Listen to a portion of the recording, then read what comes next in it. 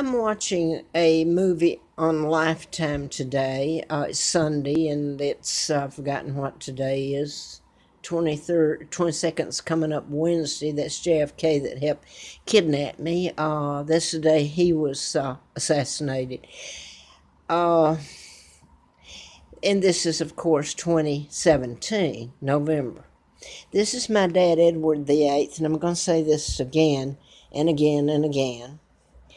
But never married Wallace Simpson. He was married to Claudia Ruth O'Keefe, a school teacher married to artist George O'Keefe. She's my aunt. The O'Keefes from Madison, Wisconsin. And this is my Uncle George that in 1939, the year I was born. And this is him. This is Roosevelt's mother. This is, that's his wife.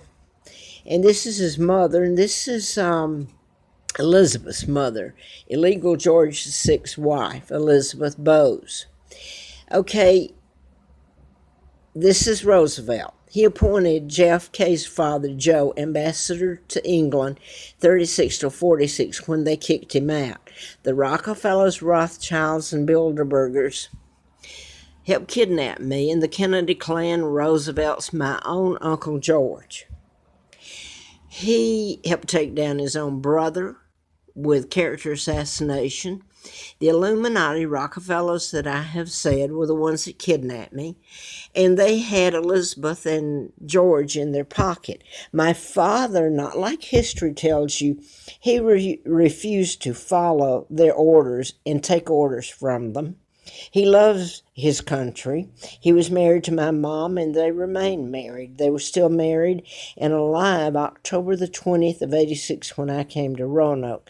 The double that married Wallace Simpson was buried at Frogmore, Windsor Castle in 1972. So there's so many people that know all this, and somehow this woman has managed to spend my money and know totally about my kidnapping.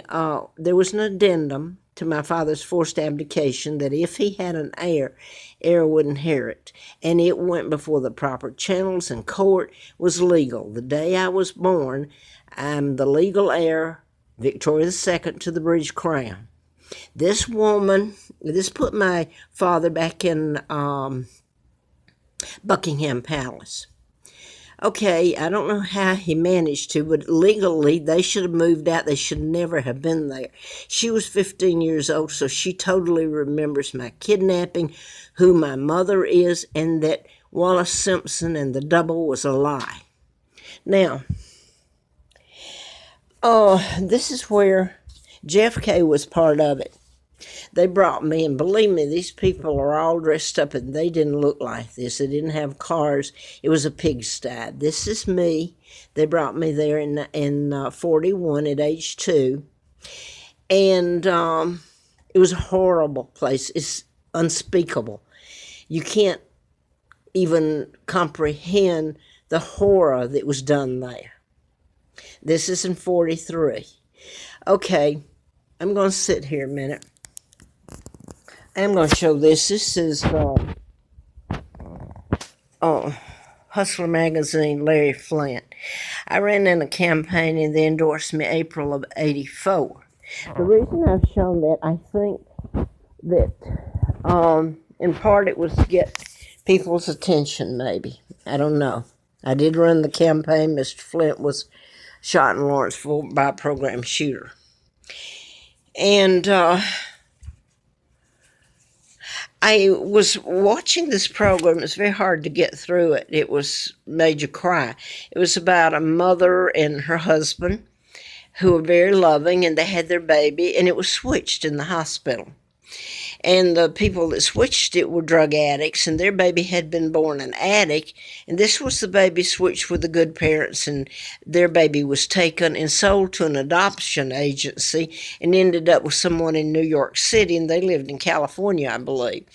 Anyway, it's a lot that they went through, but they finally got their baby back. And the adopted parents understood they were nice people, And the adopted mother handed it over, and she said, "What kind of woman would I be if I kept a baby from its mother, or took it from its mother?" Now, I was thinking about throughout, before I found out about my real name, and I could remember in late 83 about being kidnapped and everything, a lot. Being brought to Moulton, Alabama, and handed over to the psychopath who killed her twins, Peggy and Carl. They gave me Peggy's name I still have to use.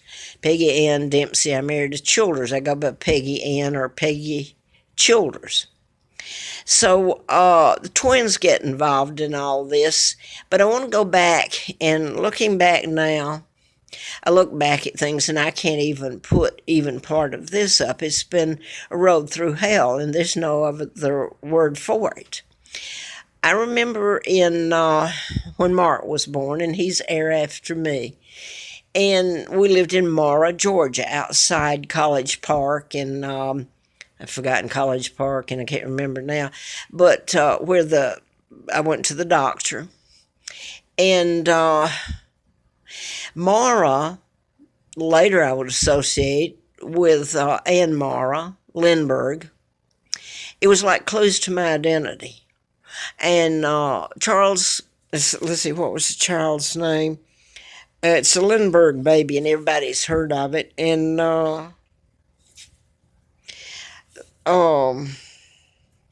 supposedly the Lindbergh child was killed, and they found the body, but I've heard different things about that. That the baby was perhaps taken out west and still alive. I don't know. But on March 31st of 32, the Lindbergh's first child, 20-month-old Charles Augustus Lindbergh Jr., and the parents were Dwight. I don't know his first name. Whitney. I can't read my own writing here. Mara. And the mother was Elizabeth Cutler Mara. But anyway, there was a British lady that lived next door to us when I had Mark. And I know, looking back, that she was meant to be there. It's like so many times when I found out, they're either British that saved my life, and believe me, they did do numbers on me throughout the years, all kinds of crimes committed that have never been prosecuted. Nothing. I'm kept penniless and a pauper. I don't know where my children are, Mark and Scott. I keep living because I hope they're alive and I'll be able to be with them again. And I'm going to say another, it's like clues to my identity. Philip was born and put there about 1945 or 44, about 45. And it's a clue like Philip Mountbatten that married Elizabeth, and they're illegal. And then it gets to be a long history of that, like when I had done a book about medical malpractice and mind control. 1979, had a letter from the U.S. Attorney's Office in Atlanta, ongoing investigation of national security involved. Well, the FBI had the investigation, and I thought it was because of wiretapping in the book that I'd written. And then I was told, no, that's on the back burner. It's because of kidnapping.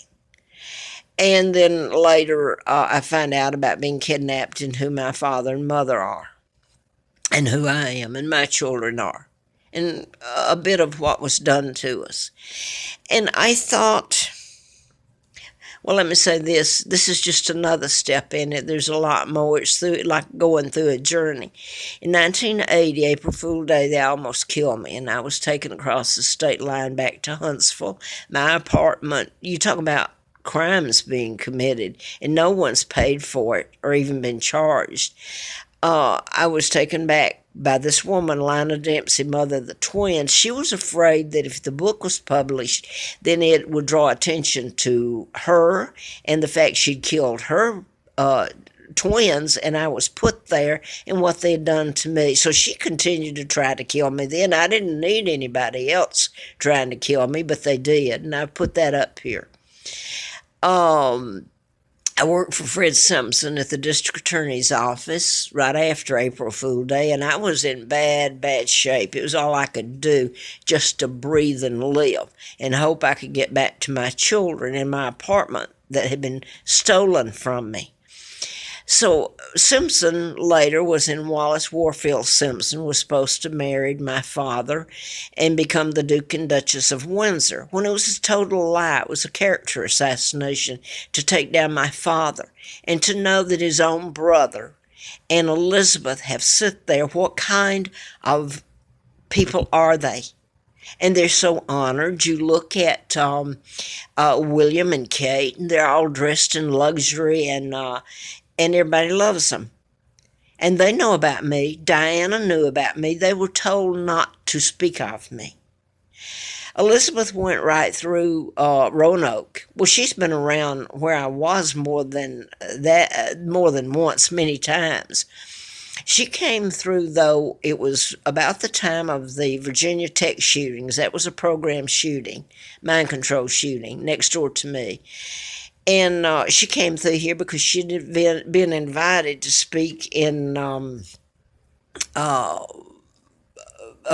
Richmond, Virginia, the state capital. And then she went on up and was honored with a banquet up in D.C.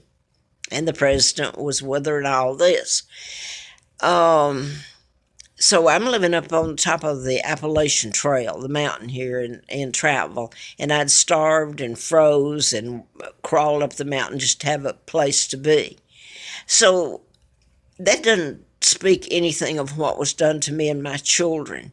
I'm not going to say all the things that were done to my children, and I'm sure they didn't know why they were done. I didn't either at the time. Now I do, and it's a horror story and done to me. So I guess that's all I meant to say. I don't want to go back and I left something out because I've put all this up like that it was a record of what was done to us. And some of it I can't get into now. I hope it's told. But I have to wonder, I watched this program, and it was a tearjerker. It would crush anybody. And yet I've put mine up, my story, and granted I'm not able to tell it all, but nobody's doubted me. Even though people have told me, well, we don't care. I've been told that so many times. And then I was told by a woman that I've known for a little while that, it's almost like me begging for a home. And she says, well, you know the reason no one will invite you to stay with them is they're afraid you'll sue them. I never asked her where she got that because I haven't asked them. They know. I mean, what do you think I've done with this? I've put it up as a record, but everybody knows I've been begging for someone to help do something about it, I hoped. And I couldn't figure out why she said it. And she knows pretty much the history of it. And I thought, where are you coming from? First of all, I haven't asked you, but you've had every chance, all of you, to, they build homes here. They just built one the other day, Habitat for Humanity. They have drives for giving children all kinds of food and backpacks and clothing. You wouldn't believe what goes on here in Roanoke. And somebody, I'm not going to mention her, very nice, called me, and she did, because I have breakfast here, and I really can't afford here, so I'm going to have to leave here, and I don't know what I'll do then. But anybody could have done this for me. She got through on the phone to me, and she had, it was enough for 2 nights, delivered to me, food. And it was absolutely good because I eat breakfast and that's all I can afford. Right now I don't have a way to travel or get back and forth even if I had the money to go to the grocery store or doctor, which, by the way, I'm paying a premium. I've managed to pay that to have my teeth and eyes checked. I can't even do that because I don't have a way to go. So for someone to say they're afraid I would sue them, where are they coming from? I've never been able to sue anybody. The law should have locked people up and prosecuted them. And then the suits. Oh, yeah, there's plenty of suits, but I can't get an attorney. So I think the shame of it would be if then they would feel shame. If all this is put up on a movie, I wish, or on TV, and show what has been done and how people have reacted to me, that because I'm British, part of it is it's a hate crime. They hate me, and I'm going to end it on this because the last time I saw Philip and his wife was in Huntsville, about 1982, and I was sitting there in the floor, and the few things that I had left, I had been stripped of my, my children. I don't know what happened to them. My apartment was illegally taken totally. And I was almost killed April Fool Day. And I remember was sitting on the carpet because everything was gone. Well, it was over in Atlanta, and I'm sitting here in Huntsville, dumped over there, and worked for the district attorney, worked till that was over, and worked for computer science for a while, and for Golden Triangle. And then I couldn't get a job anymore, so I'm leaving I can't pay for that apartment anymore, so I'm leaving to try to go to D.C. with the book and the letter from the FBI, and I'm going to go to Reagan. He was president then. And see if they can help. I didn't know about being kidnapped, or believe me, I would never have gone to the White House executive mailroom and left the book with a copy of the letter from the FBI, because everybody needs to know what was done to me on the way hitchhiking back to Atlanta. They put me on the side of the road, and you can imagine what's done to you. So I'm going to end it with this, for today anyway. All this women putting up there, me too. Suddenly everybody, they don't have any background. Most of them, they have made these accusations, and your Illuminati-controlled, mafia-controlled media, Rockefellers, Rothschilds, Bilderbergers, that kidnap me, who do not, it's a blackout on me. They don't want to tell the crimes and who I am.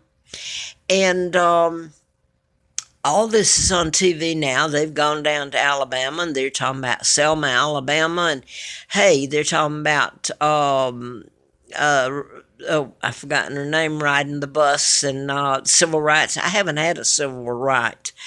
And do you want to know something, all you people? I don't know about Roy Moore, what kind of person he is. He's going back to 79. It's a letter dated from the FBI I had. And I remember them saying you bore them with what you're telling. And the FBI agent yawned like he was bored. And he said it's only when they find out how this affects them that they care. Well, that really says they don't care. So I'm saying a lot. I don't know about Roy Moore. But all these accusations have made against him, and all this list of people, Hollywood stars, suddenly everybody, and nobody has been prosecuted, found guilty or anything. And I don't know, maybe every one of them are true. What I do know is I went to NOW back in 78. My husband did. I went to all the media, TV, print in Atlanta. I went to, when I was illegally taken to Huntsville, I went to the Huntsville Times. I went to the media there, and they actually closed their door. And with the letter from the FBI, at that time, I had not found out about being kidnapped until late 83, but they sure knew it. You had old John Spartman, who was with Lina Dempsey, or she was with him when he died. She was doing companion aid for him and drawing